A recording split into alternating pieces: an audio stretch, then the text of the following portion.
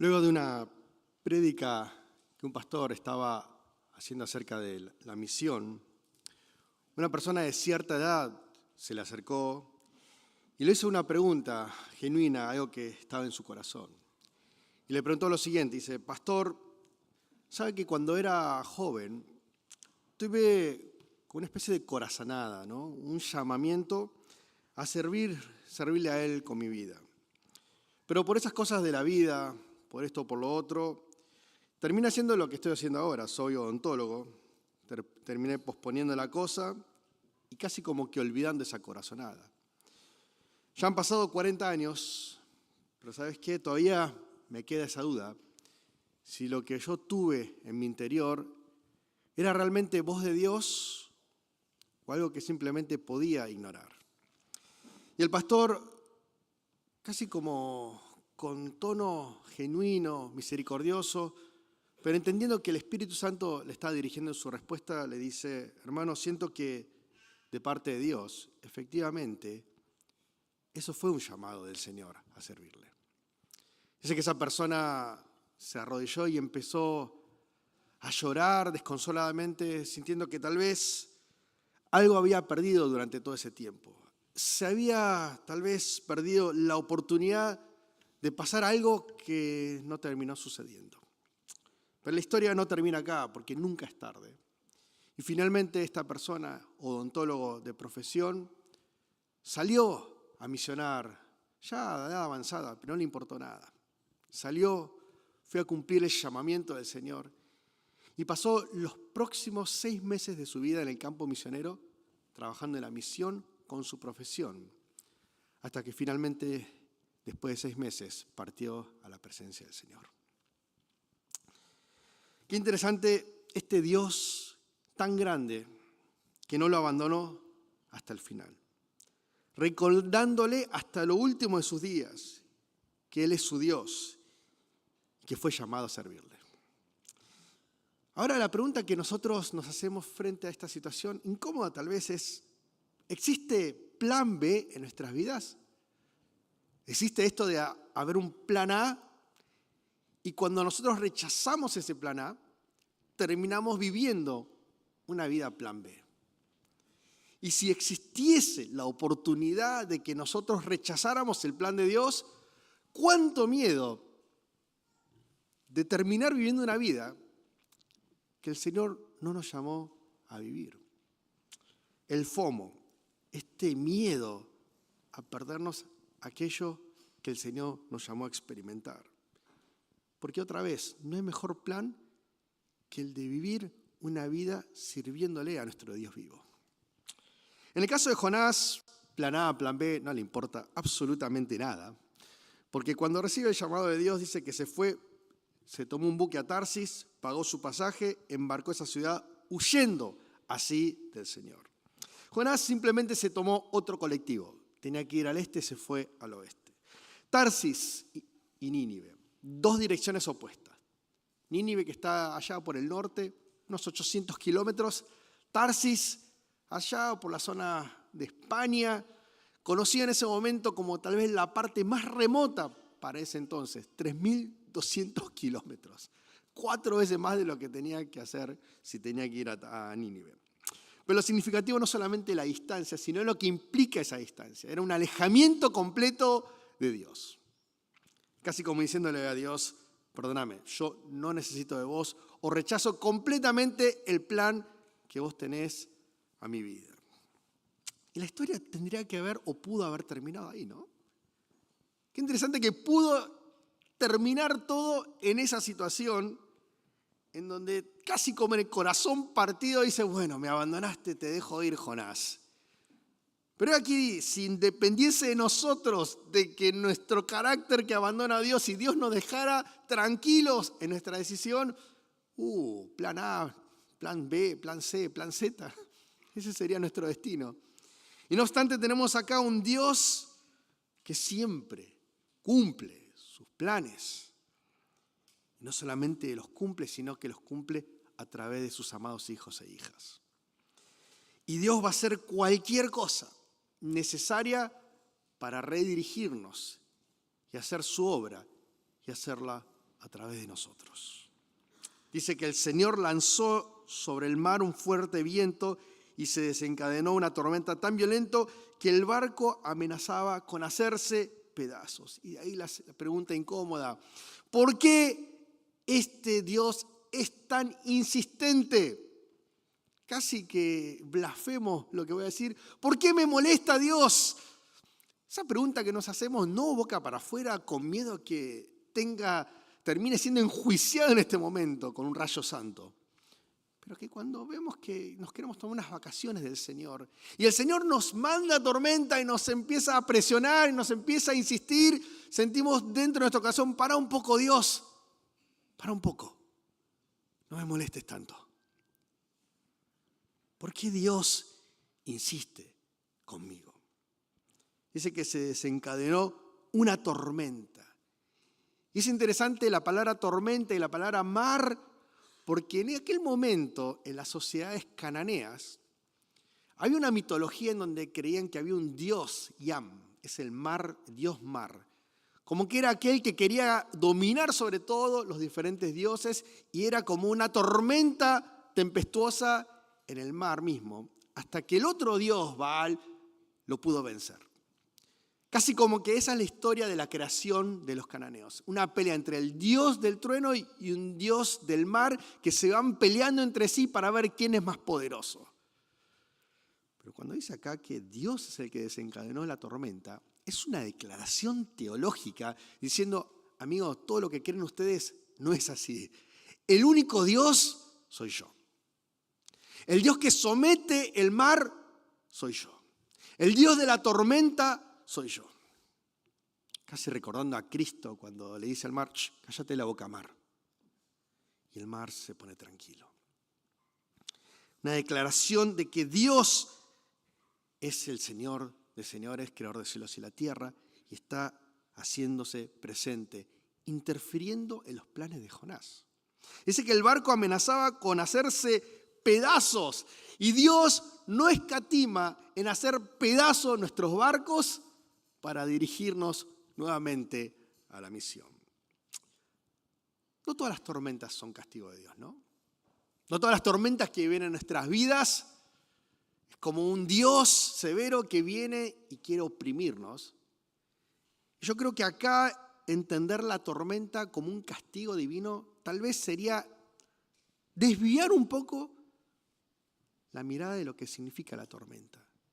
Más que un castigo, en este caso es una redirección de la vida de Jonás y de nuestras vidas hacia lo que Dios quiere hacer a partir de nuestras vidas.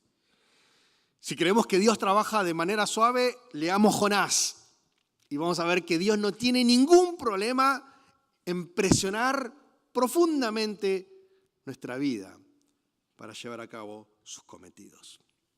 Y dice acá que reaccionaron los marineros de una manera que están aterrados y comenzaron a clamar a su Dios y lanzar al mar lo que había en el barco. Pero la reacción de Jonás dice que estaba durmiendo profundamente. Dice: pero amigo, no puedes dormir en el medio de la situación en la que te encontrás presente. ¿Cómo es que Jonás puede estar durmiendo en una situación tan particular? Tal vez por cansancio físico. Tal vez por cansancio espiritual, porque estar alejado de Dios te cansa, te drena, te termina consumiendo por dentro cuando te escapas de Dios. Pero tal vez hay una declaración silenciosa del señorío de Dios. ¿Y cómo es posible? Porque hay un término en la Biblia en donde Dios duerme. El caso paradigmático es Adán, que estaba durmiendo porque Dios lo hizo dormir para tomar su costilla y tener a Eva. Y en este caso no dice esa palabra específicamente, pero casi silenciosamente, en donde en el silencio de la siesta inapropiada de Jonás hay un Dios que está manos a la obra en su vida. En el silencio y la tormenta, Dios está presente y Dios no lo deja tranquilo ni a Jonás ni a nosotros. Qué bueno y qué malo es esto, ¿no? Hay noticias buenas y hay noticias malas en nuestras vidas y a veces en una misma realidad. Un ejemplo banal un ejemplo tonto, pero tal vez condicente con épocas mundialistas. Televisor de 65 pulgadas, listo para estar prendido 24/7 durante el próximo mes y medio. Una vida improductiva durante este mes y medio. Un hombre que no trabaja, sino que está abocado a estos momentos tan importantes en la historia de la humanidad como es un mundial. Y de repente viene el perro, se sube a la tele, se cae la tele de 65 pulgadas y no hay chances de volver a comprar otra. Una gran mala noticia para mi vida. Y al mismo tiempo una buena noticia. ¿Por qué? Porque no voy a ser inútil y voy a preparar los sermones de una manera más apropiada porque ya no tengo la distracción. ¡Amén! Una buena y una mala noticia en el mismo momento. ¿Por qué estoy diciendo esto? Porque acá, cuando Dios no nos deja tranquilo, hay una buena y una mala noticia al mismo momento. Una mala noticia es que Dios no te va a dejar tranquilo, amigo. Hermano, hermana, Dios no nos va a dejar tranquilo. Pero una buena noticia es que Dios no nos va a dejar tranquilo. Que significa que Dios no nos suelta. Que significa que Dios va a hacer todo lo necesario para redirigir nuestras miradas hacia el Dios de dioses y creador de los cielos y la tierra. No porque existe otro Dios, sino porque Él declara su señorío sobre todo lo que existe y sobre nuestras vidas. Y la buena noticia es que Dios no nos va a dejar tranquilo. Y la mala noticia es que Dios no te va a dejar tranquilo. Por eso Dios insiste continuamente en nuestras vidas. Ahora, si Dios hace todo lo habido y por haber insistentemente, la segunda pregunta que hago es, ¿tengo que tener miedo a este Dios que no tiene ningún problema en mandar tormentas para redirigir mi vida? ¿Tengo que tener miedo? Y un poco que sí, ¿no? De hecho, la palabra temor se repite continuamente en el primer capítulo de Jonás. Los marineros aterrados, versículo 10. Jonás está escapando, los marineros se aterraron aún más. Versículo 15, 16. Se apoderó, una vez que lo tiraron a Jonás y se calmó el mar, un temor profundo al Señor. La palabra miedo, terror, temor se repite continuamente en la narrativa. Y hay razones para temer. Porque Dios manda una gran tempestad, porque se parte la nave, porque el mar se embravece y hasta te come un pescado. Todo. Ciertamente pasan cosas negativas en la vida de un Jonás desobediente. Y cuando estamos en desobediencia, tememos. Y el Nuevo Testamento reafirma esta cuestión de temer al Señor. Dice Mateo 10, 28, no teman a los que matan el cuerpo porque no pueden matar el alma, teman más bien al que puede destruir el alma y el cuerpo en el infierno. Tememos a Dios, tememos por nuestras vidas y es natural que tengamos temor por nuestro bienestar. Hace unos años atrás, cuando ISIS estaba muy de moda y estaba atacando sobre todo en países donde había muchos misioneros cristianos. Recuerdo la imagen de un misionero, justo coreano era. Y el misionero empezó a clamar enfrente de las cámaras, lo llamaron a que pida por rescate. Y este misionero coreano empezó a clamar por su vida a la gente, paguen el rescate por mi vida, tu vida es importante, mi vida es importante, paguen el rescate. Y el misionero fue criticado duramente. Como diciéndole, ¿cómo vas a temer de morir por la causa de Cristo? ¿Cómo vas a tener ese temor y dar ese mensaje cristiano en donde tenemos que tener miedo? Y a veces los cristianos somos muy juzgadores desde el televisor. Cuando si nosotros mismos estuviésemos tal vez en esa situación, tendríamos el mismo miedo de perder nuestras vidas.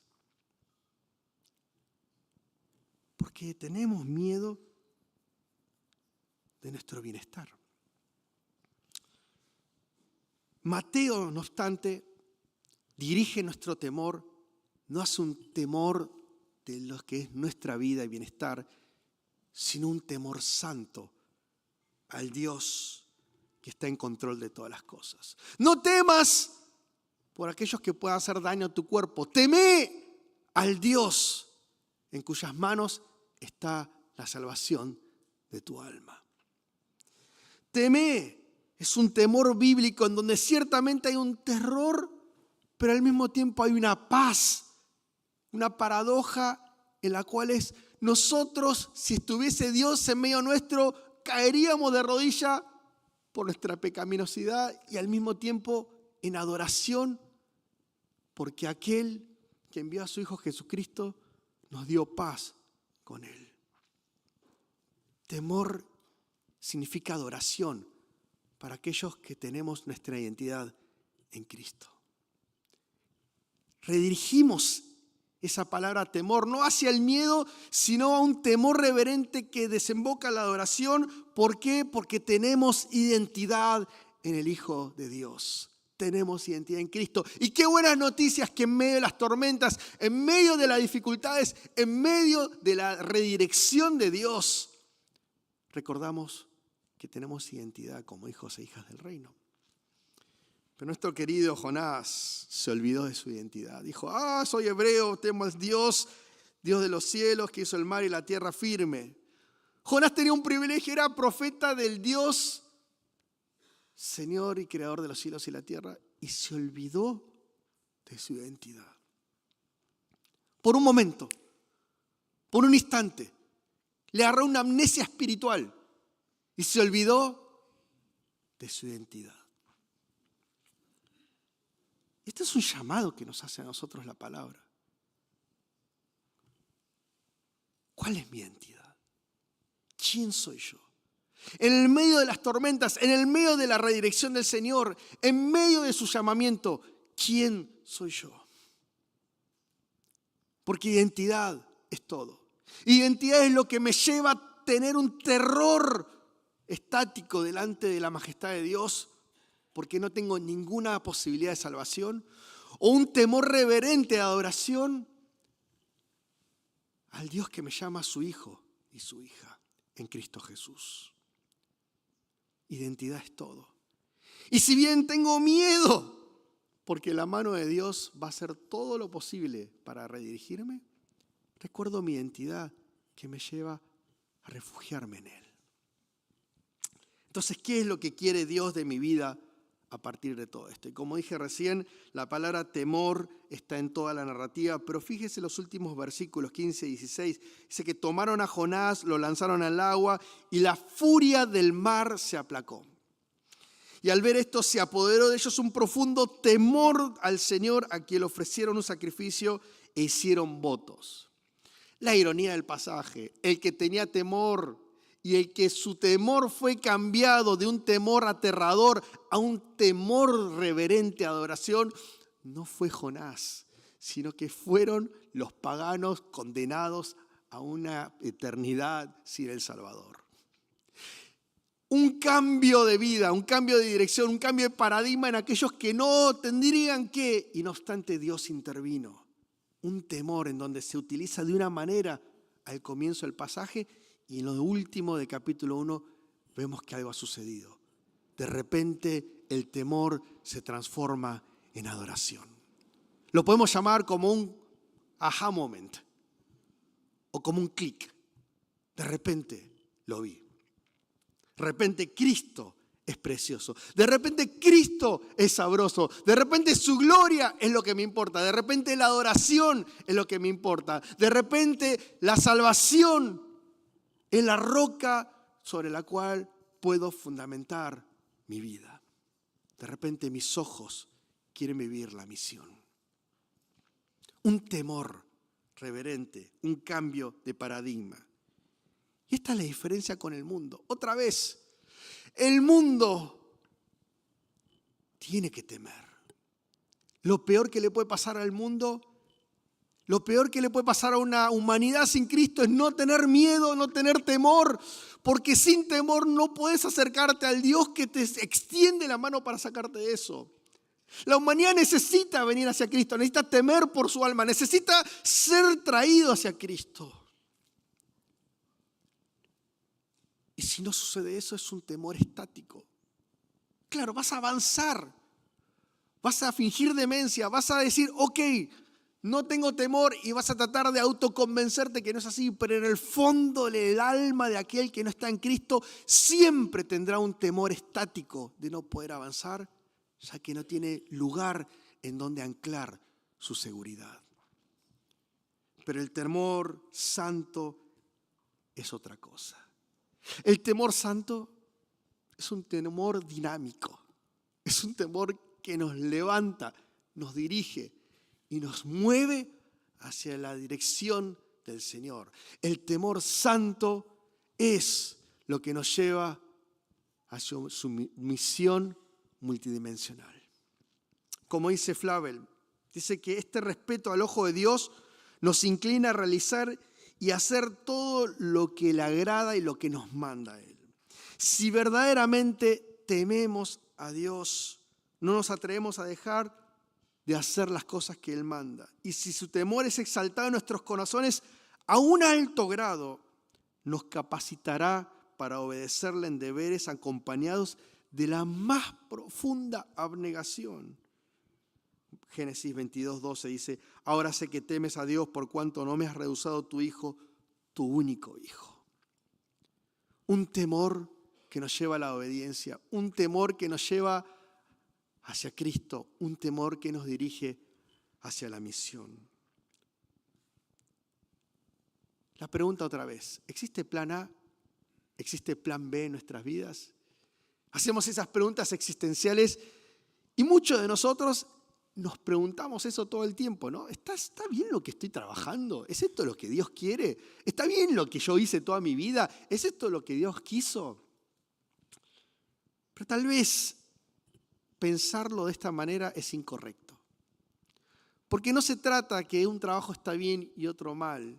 No se trata de designios cósmicos de Dios en donde quiere que haga esto algo específico. Sino tal vez la pregunta es más sencilla, es ¿cuál es la relación que yo tengo hoy con mi Señor?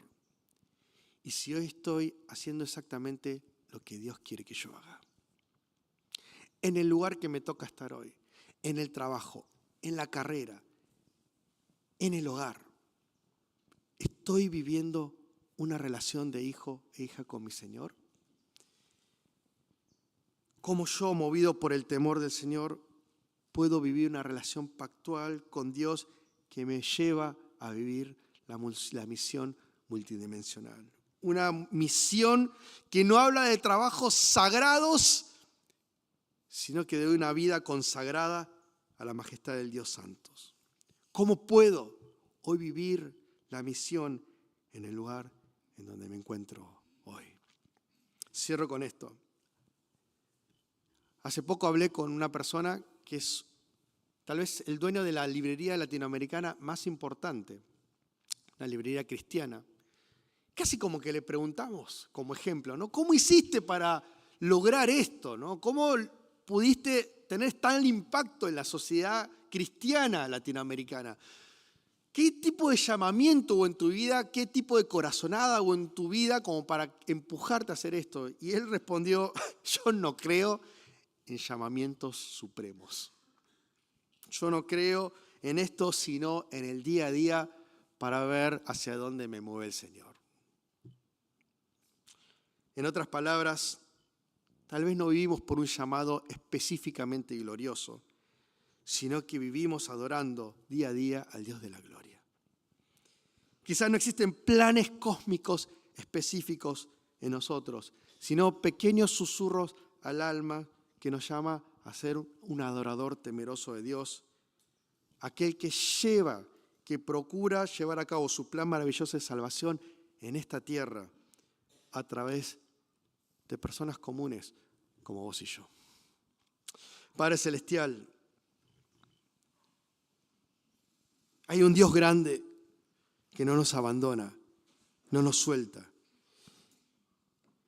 en quien podemos anclar en quietud nuestra alma, nuestra seguridad, nuestras vidas. El Dios que nos llama a vivir para la misión con un temor reverente. No un temor estático, sino un temor que nos mueve, nos direcciona y nos llama más. Te pedimos que nos fortalezca las manos. Y si vienen tormentas que redireccionan nuestra mirada hacia Cristo, que sepamos decir amén con humildad. Nos cuesta, flaqueamos, caemos, pero en medio de nuestros fracasos confiamos en vos una vez más. Te amamos y oramos todo en el nombre de nuestro Señor Jesucristo. Amén.